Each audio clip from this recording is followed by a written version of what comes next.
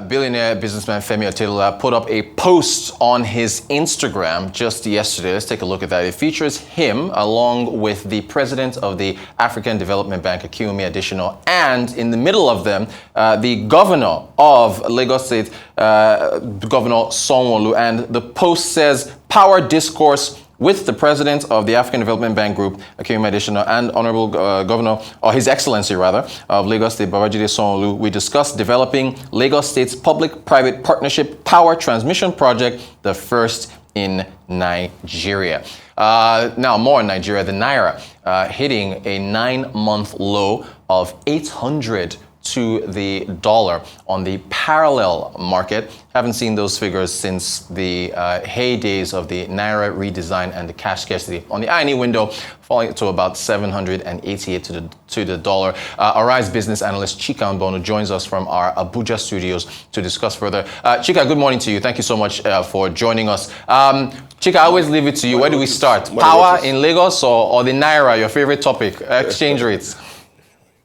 No. Let's start with power. Okay. Let's start power. A little more interesting. Naira is very, makes somebody very sad. So let's talk about power. Let's talk power. Go right ahead. A lot of things at play here about power. One of the first things I want to push out there is this is one of those things to talk about that the government cannot do it all. And the Nigeria can only develop when we have the public-private partnerships.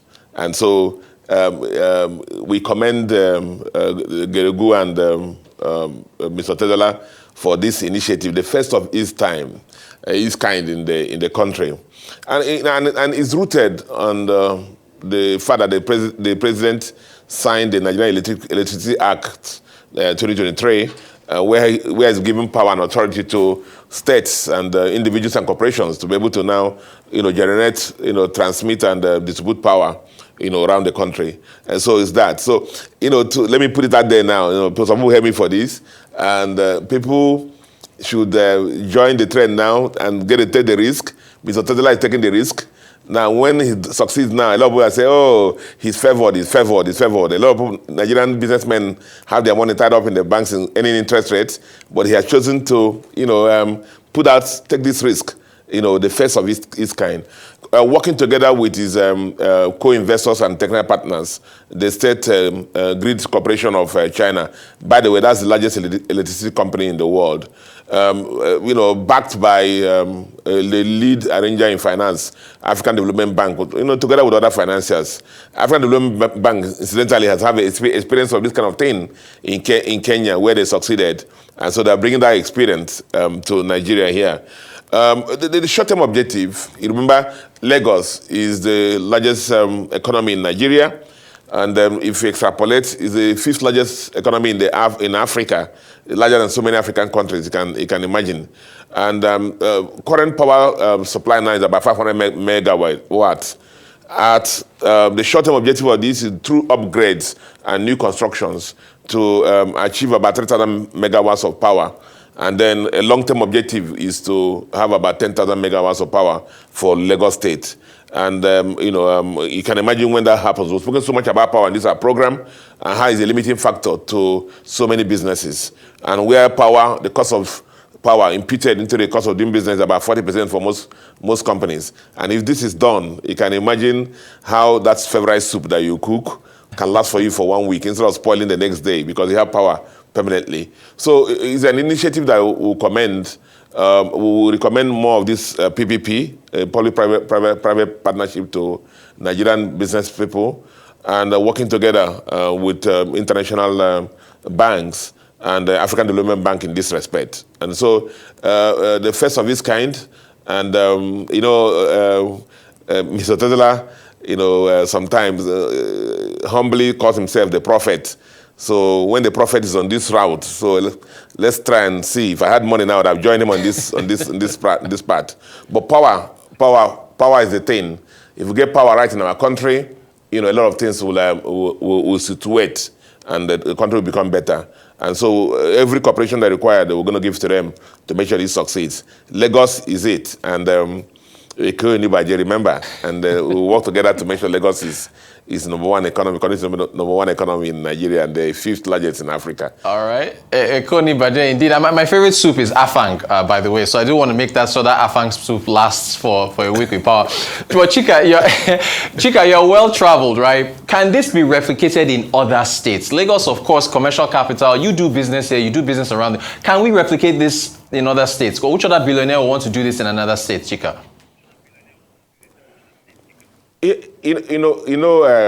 Discussing our subnational governments, which is the states and local government, is not my favorite topic because I've always called a lot of them consumption centers.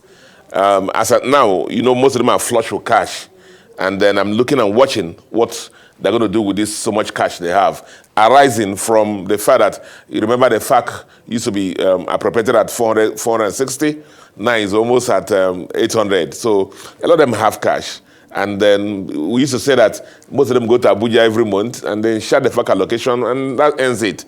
None of them makes any investment. So we're hoping and looking that the new governors, the new kids on the block, will come out with some plans like this, and then which other states, we believe that Port Harcourt can carry this. We believe that Delta can carry this. We even believe that Anambra State can carry this once they sort out this issue of staying at home and so on and so forth. So a lot of, even Aba, where the Aba people, Aba power, geometric power is going to come on stream very soon. So some of them can carry it. A lot of them can carry it. But it depends, as I said, on the leadership of each of those states, where the governors are not consumption centers. I'm buying Prado with about 100 cars in the convoy. That's what a lot of them are doing. But we're hoping that this time around, a lot of governors would get into this, get investors into their state, and then make sure that the power problem in Nigeria is solved. We've tried to solve it at national level. It hasn't worked. But maybe when we parcel it into these states, maybe we can solve the problem in that way. If Lagos gets it right, I'm sure about 6% of the country is right. And maybe the one is available, we share to the other states. Yes, other states can actually participate in this. All right, Chika, you give public service announcements every once in a while. Power has been subsidized. There was supposed to be a tariff increase in July. It looks like that's been put away for now. If we're getting more supply, do you believe that Nigerians should be ready to pay more for power? And they will, in fact, if the supply is improved.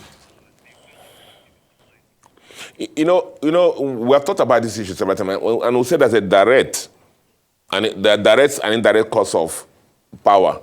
It is not just the generator or the that uses petrol in your house, but the fact that for a lot of families, there's a generator, there's a petrol.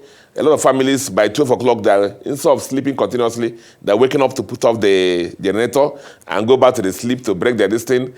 If the generator goes off, everybody is wondering. Neighbor takes light.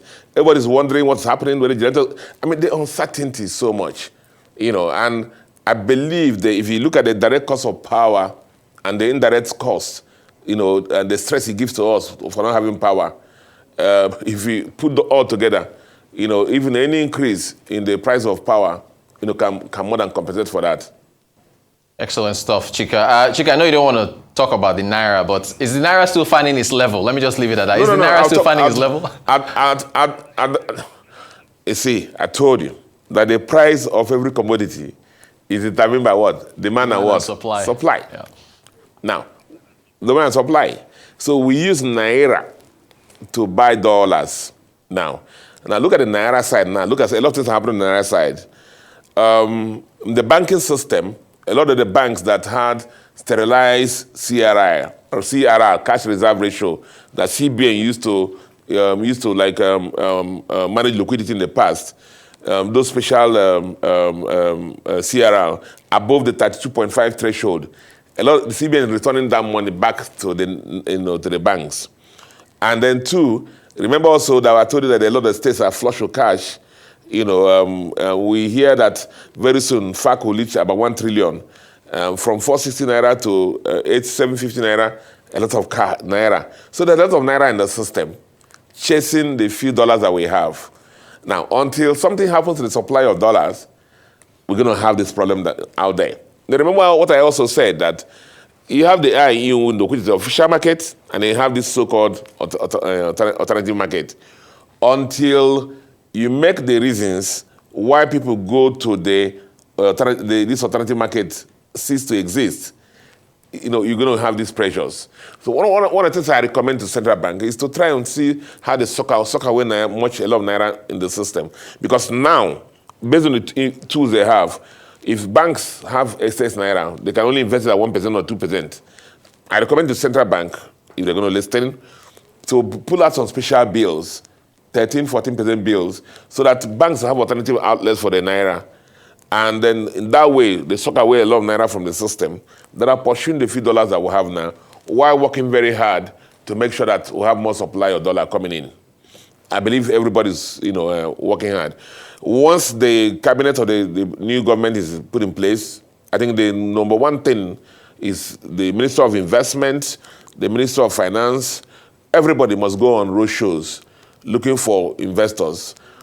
People must travel and go and look for diaspora, go and see our citizens around the whole world to encourage them to bring more money home. And that's that, because we need to expand the supply. The FPI, foreign portfolio investors, must be encouraged to come back here also, so that the supply will increase. But as of now, we're still struggling with the little that we have, but there's too much naira chasing that. And central bank needs to do something about the quantity of naira in the system. Arise business analyst Chika Mbonu in our Abuja studios. Chika, thank you so much for taking us through those headlines. Appreciate your insight.